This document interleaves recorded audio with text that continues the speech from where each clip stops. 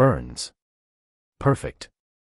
The pregnancy test sat on our bathroom counter like a loaded tool. 2 pink lines staring back at me with all the warmth of a foreclosure notice.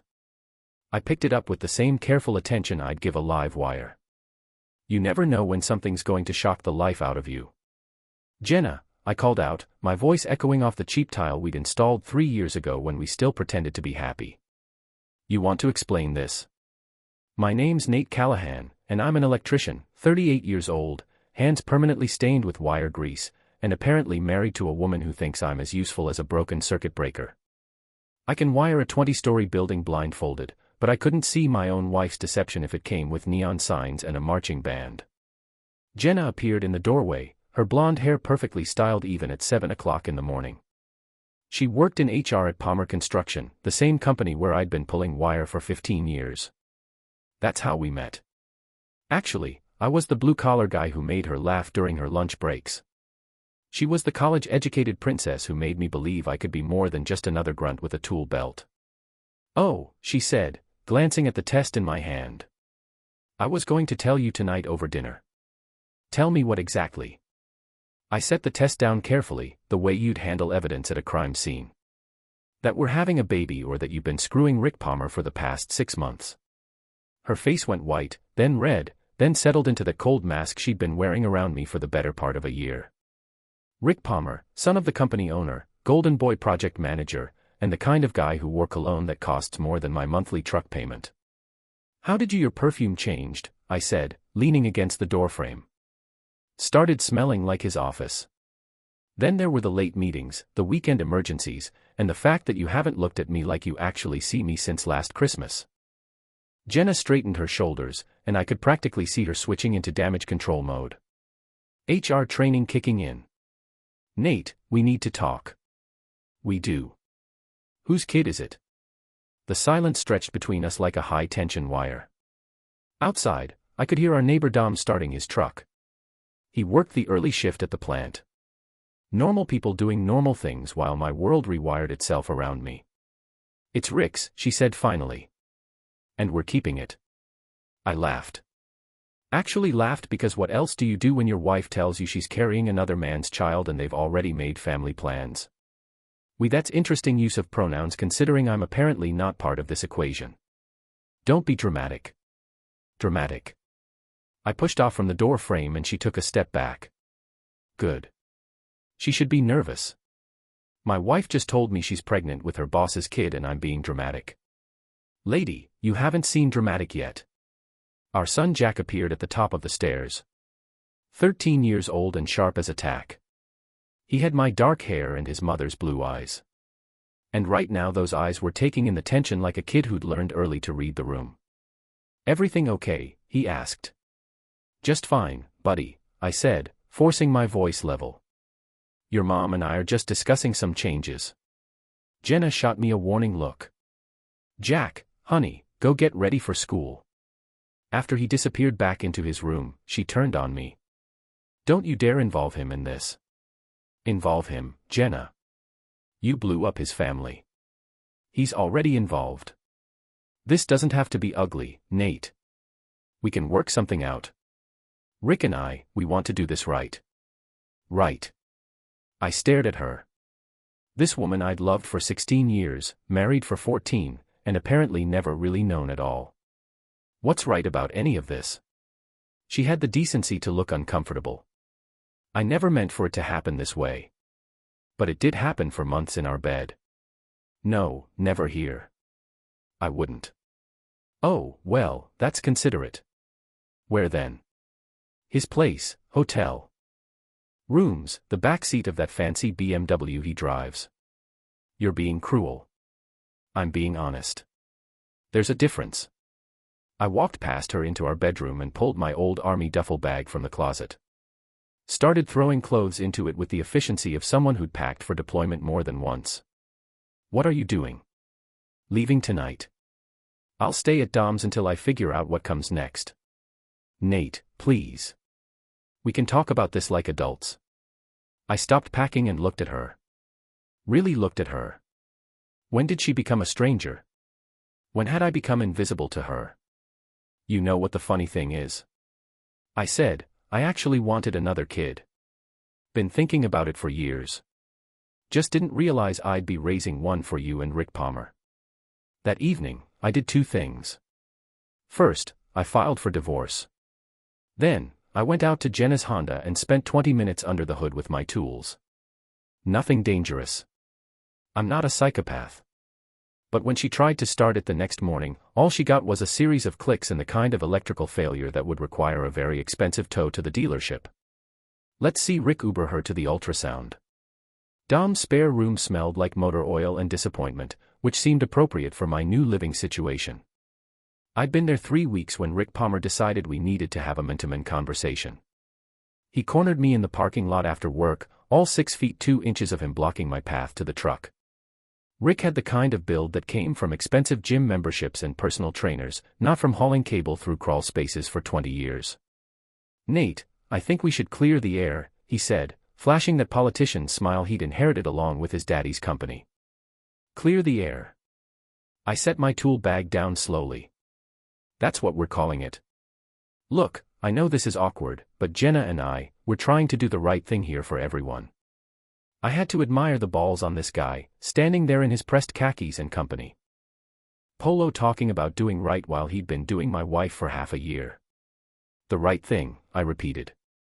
Like how you did right by your own wife. Angela know about your extracurricular activities yet?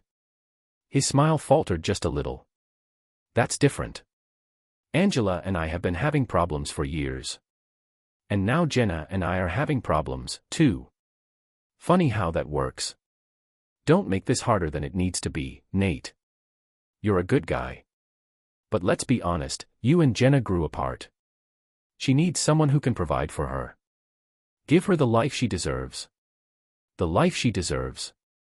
Like I hadn't been busting my tail for 15 years to give her everything I could.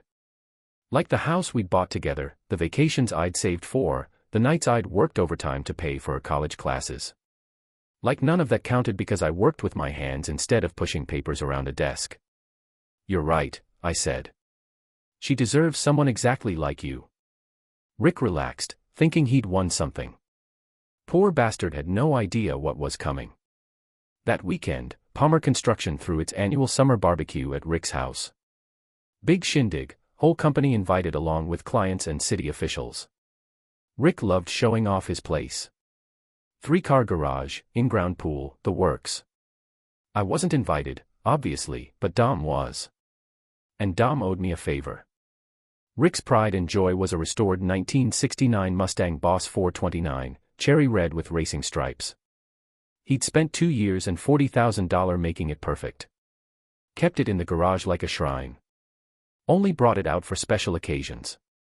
The barbecue was definitely a special occasion. I spent Saturday morning in Dom's garage working with some spare parts and a lot of patience. Nothing illegal, nothing dangerous, just a little creative rewiring. The kind of thing that would cause maximum embarrassment with minimum actual damage. Sunday afternoon, Dom called me laughing so hard he could barely talk. You should have seen it, he wheezed. Rick's showing off the car. To the mayor and half the city council. Fires it up, revs the engine like he's some kind of race car driver. Then boom, backfires so loud it sounds like a sharp crack. Dumps about 3 quarts of oil all over his driveway and starts smoking like a barbecue pit. No kidding.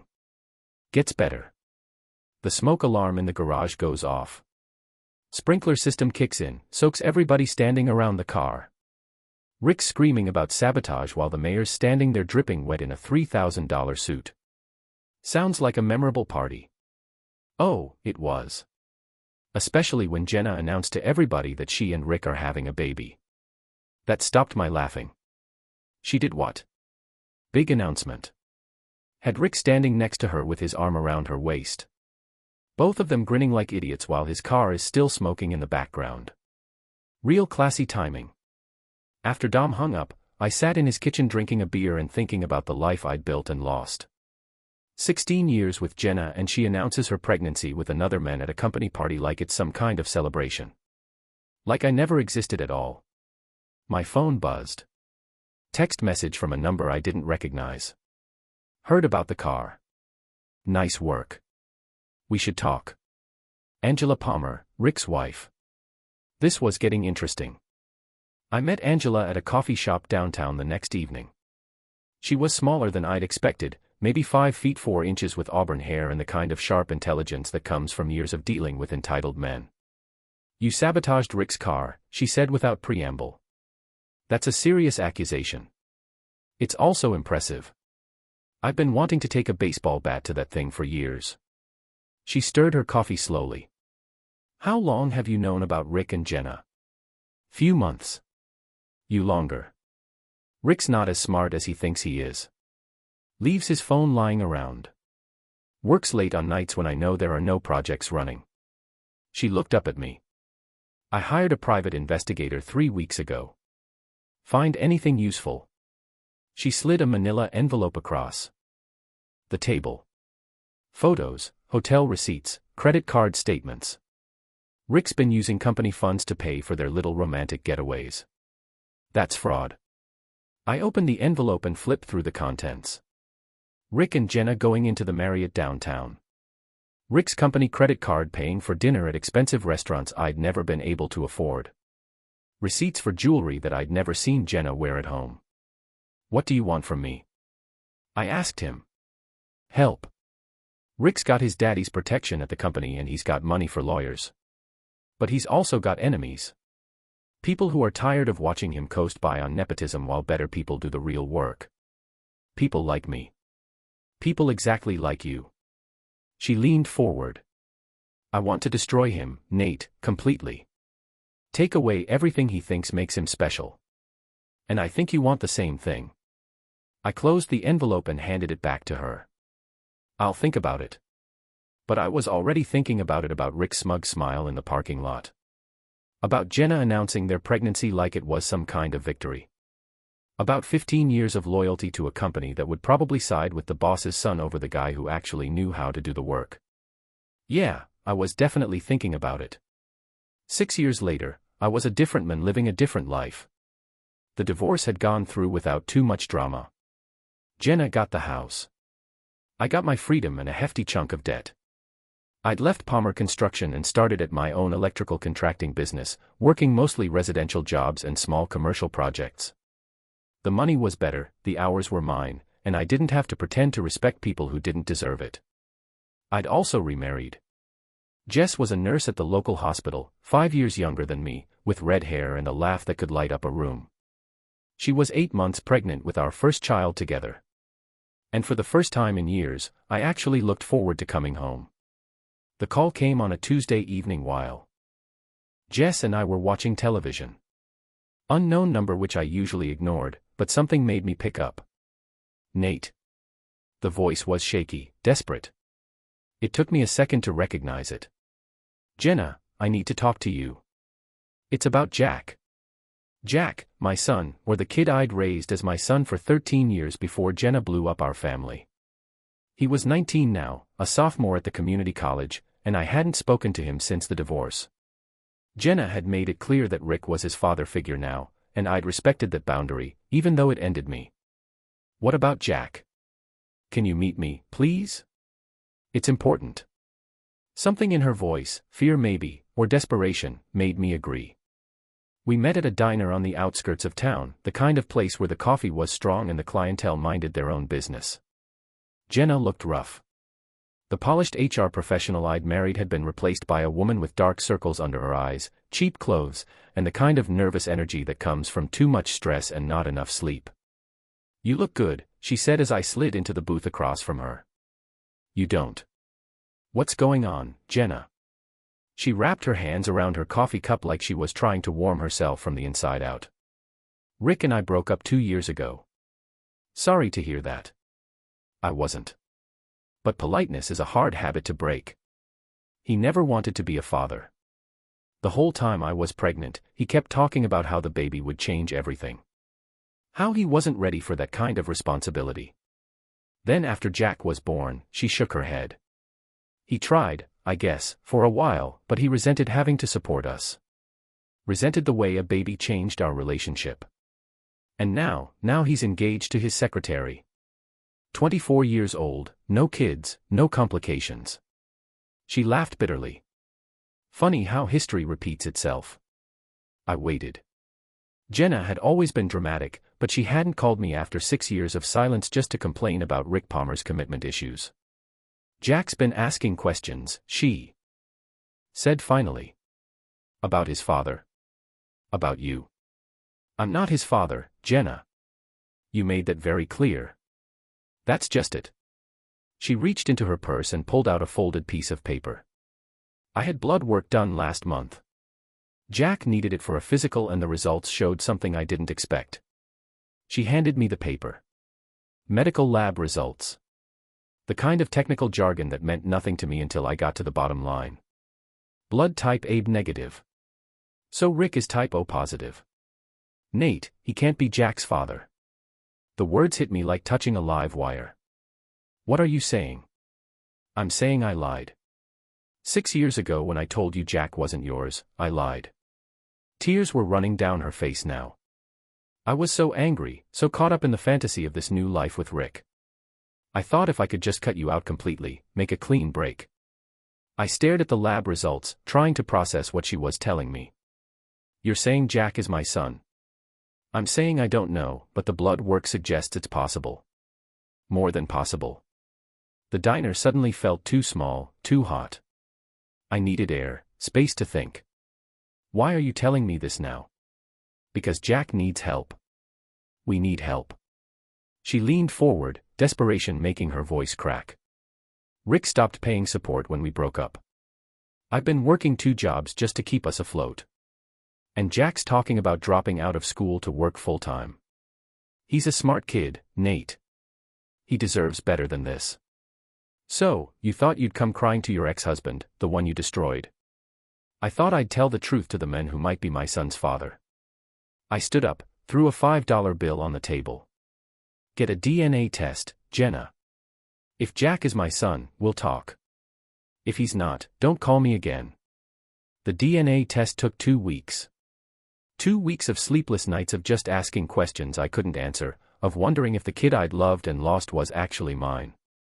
After all, the results came back 99.97% probability of paternity. Jack Callahan was my son. I called Jenna that night. We need to meet, all 3 of us. The reunion was awkward as heck. Jack had grown into a tall, lanky kid who looked more like me than I'd ever noticed before. He had my dark hair, my stubborn jaw, and the kind of quiet intensity that I recognized from my own teenage years. So, he said after Jenna finished explaining the situation, you're my actual father. Looks that way and you didn't know. Your mother told me I wasn't. I believed her.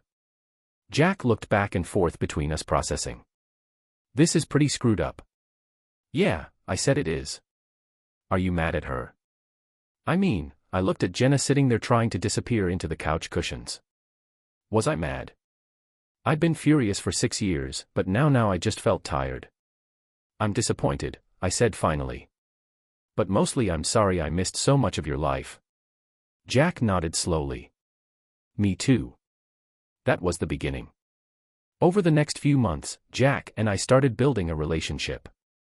He'd come by the house on weekends, help me with projects, meet Jess, and get excited about having a baby sister on the way. He was a good kid, smart, funny, responsible despite everything he'd been through. But Jenna was a different story. 2 months after the DNA results came back, she showed up at my house with a lawyer and a court summons. She was suing me for 6 years of back child support, claiming I owed her over $60,000 for raising my son. The woman who had lied about paternity, who had cut me out of my son's life, who had let another man play father while the real father paid alimony and started over from scratch, that woman wanted me to pay her for the privilege of being deceived. I called Angela Palmer. We'd kept in touch over the years, bonding over our shared hatred of Rick and Jenna's betrayal. She'd divorced Rick and taken half his assets, but she'd also become something of an expert on revenge. You need to fight this, she said after I explained the situation. And not just in court. Jenna is trying to have it both ways. She wants to be the victim and the villain at the same time. What do you suggest? I suggest you remind her why she shouldn't have messed with an electrician in the first place. The court case was a nightmare. Jenna's lawyer, some slick downtown type who probably charged more per hour than I made in a week, argued that I owed 6 years of child support regardless of whether I'd known Jack was my son. According to him, biology trumped deception and my failure to pursue paternity testing made me partially responsible for the situation. My lawyer, a scrappy public defender named Martinez, argued that fraud negated any financial obligation. You can't lie to someone about paternity and then demand they pay for the consequences of your lie. The judge, a stern woman in her 60s who looked like she'd heard every soba story in the book, wasn't impressed with either argument. "Mr. Callahan," she said during one particularly brutal hearing. "While I understand your feelings of betrayal, the fact remains that you have a biological obligation to support your child." "Your Honor, I said I was paying alimony to my ex-wife for 6 years. Money that could have been going to support my son was instead supporting the lie she told to keep me away from him. That's a separate issue for a separate court." But it wasn't a separate issue. Not really. It was all part of the same pattern. Jenna taking whatever she could get while giving as little as possible in return. That's when Dom's cousin Pete came through with the recording. Pete worked in IT, specializing in data recovery and digital forensics. Perfectly legal work, mostly helping people recover lost files or providing evidence for divorce cases. He'd been quietly digging through Jenna's digital footprint, social media posts, email metadata, anything that was publicly available or legally obtainable. What he found was a voice message Jenna had left for her friend Marcy 3 days after the DNA results came back. A message that had been automatically backed up to the cloud and was technically part of the court's discovery process. "I can't believe this is actually working," Jenna's voice said through Pete's laptop speakers. "I mean, I always suspected Jack might be Nate's, but I never thought I'd be able to prove it. And now he's going to have to pay for everything. 6 years of support, plus ongoing payments. It's like winning the lottery." Marcy's voice responded, "What if he fights it?" "He can't. The DNA doesn't lie, and the court doesn't care about hurt feelings. I should have done this years ago." I played the recording for Martinez, who smiled for the first time since taking my case. "This changes everything," he said. "She's admitting to fraud, to deliberately concealing paternity for financial gain. No judge in the world is going to award her back support after hearing this." He was right. When we played the recording in court, Jenna's lawyer actually winced. The judge's expression went from stern to disgusted, and her ruling was swift and brutal. "Mrs. Callahan," she said, "your deliberate concealment of paternity information constitutes fraud. Not only am I denying your claim for back support, I'm awarding Mr. Callahan full custody of the minor child with supervised visitation for you pending a psychological evaluation." Jack wasn't a minor. He was 19. But the judge's point was clear. Jenna had lost any moral authority she might have claimed. And the court wasn't going to reward her deception with money. But the real victory came later when Pete's investigation turned up something even more damaging. "You're going to love this," he said, showing up at my house with a thick folder of printouts. "Remember how Jenna was always bragging about her HR skills, her professional reputation? Yeah, turns out she's been skimming from the Employee Assistance Fund at her current job. Small amounts, nothing that would trigger an audit, but it adds up over time." He spread out bank statements, payroll records, and expense reports across my kitchen table. The pattern was clear once you knew what to look for. Fake reimbursements, inflated expense claims, money that was supposed to help employees in crisis going into Jenna's personal account. How much? About $8,000 over 2 years. Not enough for criminal charges probably, but definitely enough to get her fired and blacklisted from HR work. I stared at the evidence, thinking about poetic justice. Jenna had spent years positioning herself as the responsible one, the professional, the victim of her blue-collar ex-husband's limitations. And all the while, she'd been stealing from people who actually needed help. "What do you want to do with this?" Pete asked. I thought about it for exactly 30 seconds. "Send it to her boss anonymously." Jenna was fired 3 days later. The termination was quiet.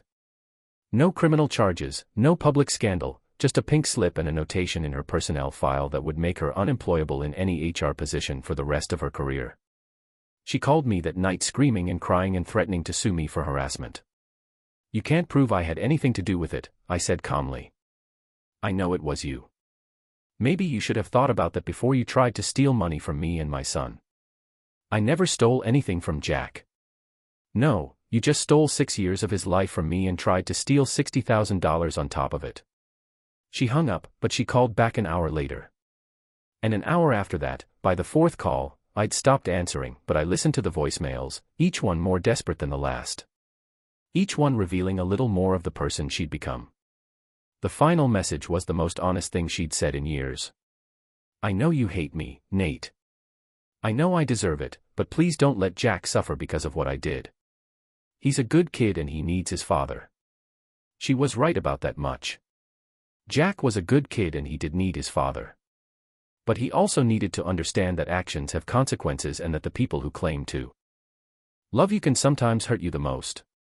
I saved that voicemail, not for revenge, but for the truth it contained. Sometimes the best evidence of someone's character is what they say when they think no one important is listening. Rick Palmer had been spreading rumors about my business for months before I found out about it. Nothing actionable, nothing I could prove in court.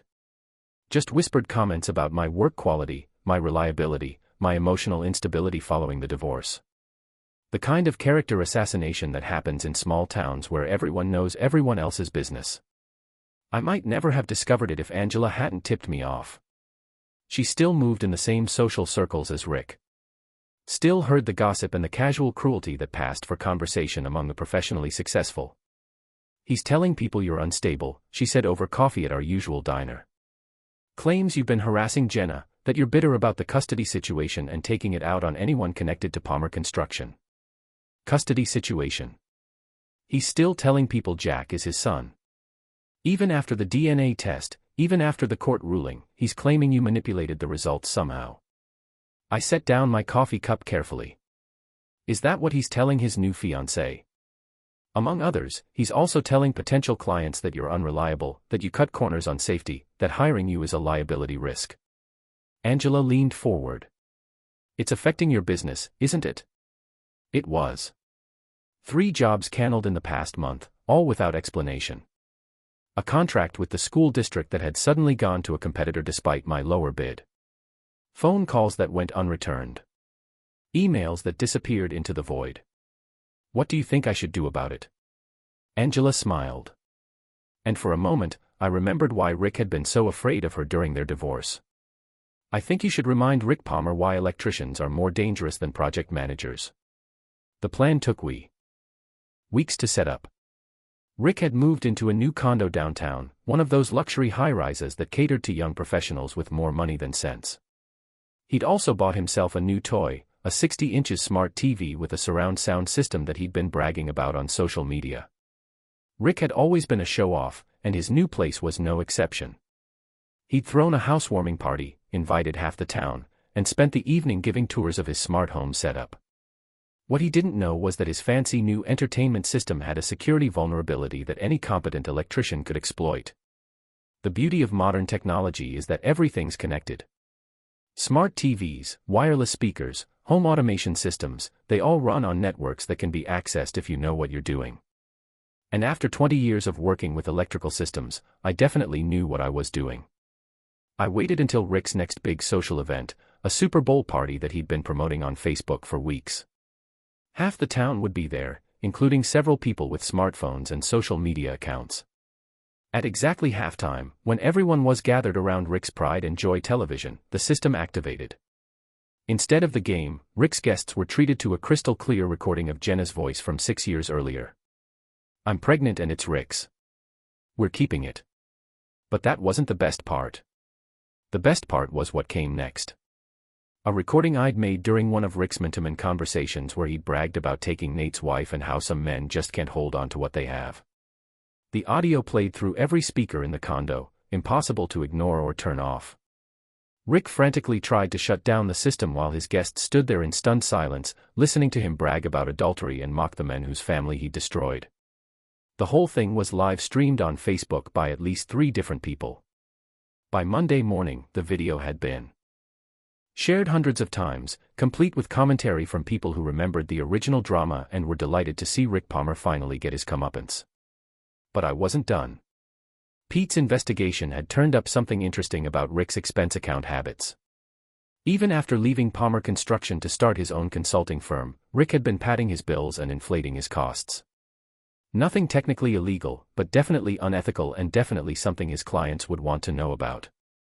I had Pete send an anonymous tip to Rick's biggest client, a development company that was building a new shopping center on the north side of town. The tip included copies of Rick's expense reports, receipts that didn't match his billing, and a detailed breakdown of how much money he'd been skimming over the past 2 years. Rick lost the contract within a week. Word spread quickly in the small business community, and by the end of the month, Rick Palmer Consulting was effectively dead. The final piece of the puzzle was Rick's living situation. The luxury condo he'd been so proud of had been purchased with money from his divorce settlement and his inflated consulting fees. With his business gone and his reputation in ruins, he couldn't make the mortgage payments. I didn't have to do anything about that. The bank handled it for me. Rick's condo went into foreclosure 3 months later and he was forced to move back in with his parents at the age of 46. But the sweetest revenge was watching Jack's reaction to all of this. My son, and he was definitely my son now, had been quietly observing the drama from the sidelines. He'd seen Rick's true character revealed, watched Jenna's lies catch up with her, and witnessed the difference between a man who takes responsibility for his actions and people who blame everyone else for their problems. You know what's funny? Jack said one evening as we worked on wiring his new apartment. Rick used to tell me that real men don't hold grudges, that successful people move on from the past. What do you think about that? I think real men don't sleep with other people's wives and then act like victims when there are consequences. Smart kid. He was definitely going to be okay. The breaking point came on a stormy Thursday night in October. Jess was 2 weeks past her due date, uncomfortable and exhausted, and I was trying to finish a complicated wiring job before the baby arrived. Jack was at the house helping me organize my tools when Jenna showed up. She didn't knock, just walked through the front door like she still lived there, drunk and angry and looking for a fight. "Where is he?" she demanded, swaying slightly in the doorway. "Jack's upstairs," I said, setting down my wire cutters. "And you're drunk. You need to leave. I need to talk to my son. Your son is 19 years old and doesn't want to talk to you. You burned that bridge when you tried to steal money from his father." Jenna laughed, a bitter sound that had nothing to do with humor. "His father? You think being a biological donor makes you a father? I think being there makes you a father. Something you prevented me from doing for 6 years. I was protecting him from what? From having a father who loved him." Jack appeared at the top of the stairs looking uncomfortable. "Mom, what are you doing here?" "I came to see you, baby. To explain things." "There's nothing to explain," Jack said quietly. "I know what happened. I know what you did." Jenna started up the stairs, but I blocked her path. "You're drunk, Jenna. Go home. This is my son. This is my house, and you're not welcome here." That's when Rick Palmer walked through the front door. I should have been surprised, but I wasn't. Jenna and Rick had been drawn to each other by their shared sense of entitlement, their belief that they deserved whatever they wanted regardless of who got hurt. Of course, they'd end up back together, at least temporarily. "Problem here, Nate?" Rick asked, trying to sound casual and authoritative at the same time. "Yeah, there's a problem. 2 problems, actually. And they both need to leave my house." Rick stepped closer, and I could smell alcohol on his breath, too. "Jenna has a right to see her son. Jenna has supervised visitation rights that she's currently violating by being intoxicated. And you have no rights at all. I raised that boy for 6 years. You tolerated that boy for 6 years while you were screwing his mother. There's a difference." Rick's face flushed red. "You always were a self-righteous bastard. And you always were a trust fund baby who never worked a day in his life. At least I'm consistent." That's when Rick made his mistake. He shoved me hard enough to send me stumbling backward into the coffee table.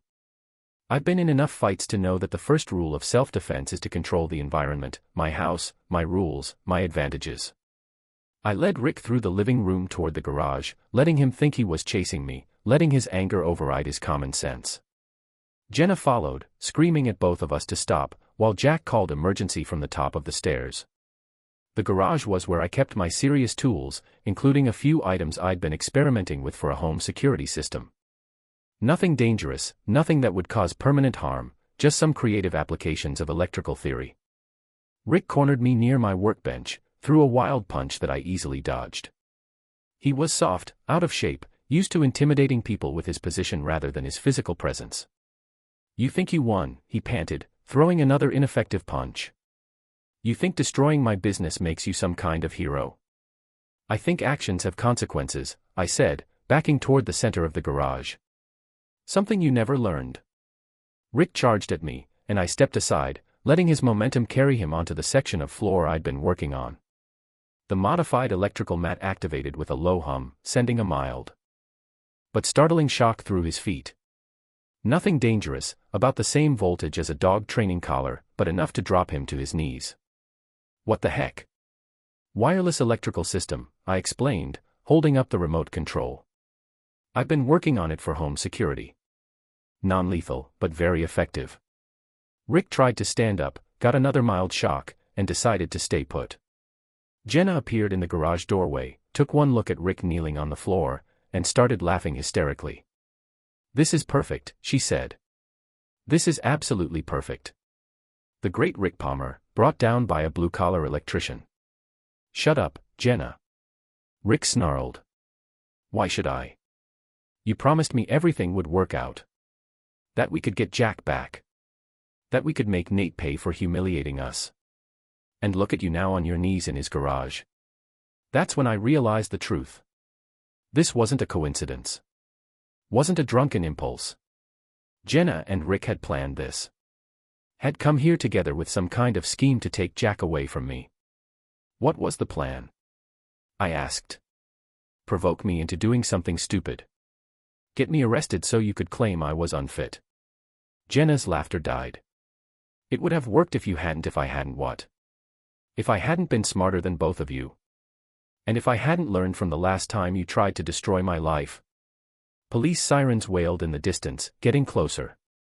Jack had done exactly what I taught him to do. Call for help and let the authorities handle it.